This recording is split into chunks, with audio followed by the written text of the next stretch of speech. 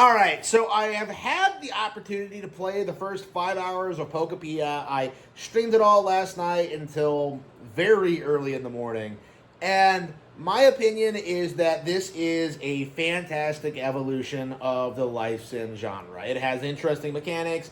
It's Pokemon themed.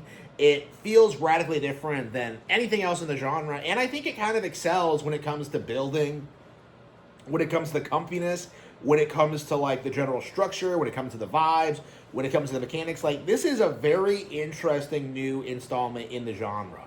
And right now, the industry's desperate to try and spin this as a bad thing. I saw OmniArc TV release a statement trying to say that, like, oh yeah, this is the most critically acclaimed Pokemon in gaming years because Game Freak outsourced it. No, this was a game that is reaching critical acclaim and mainstream success because it's high quality. Trying to like write this off and like trying to like make this about like mainline Pokemon and Game Freak is just completely missing the point in my mind. This game is doing very, very, very, very, very well because it's so high quality. And people should be celebrating that. People should be acknowledging it. People should be like, celebrating how good this game is. But instead, what we're getting is a bunch of weird conspiracies and a bunch of weird copes. Okay?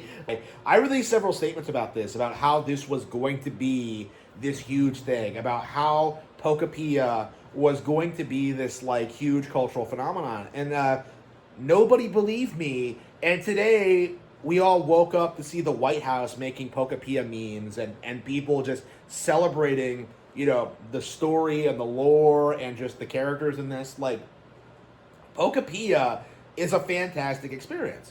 And yet, like, we're seeing the entire gaming community try and rally and try and, like, complain about this. For the past decade, we've been told that the Pokemon Company is lazy, that Game Freak can't make games for consoles, that they're an incompetent studio, that they don't know what they're doing, and in actuality, they were putting out banger after banger after banger.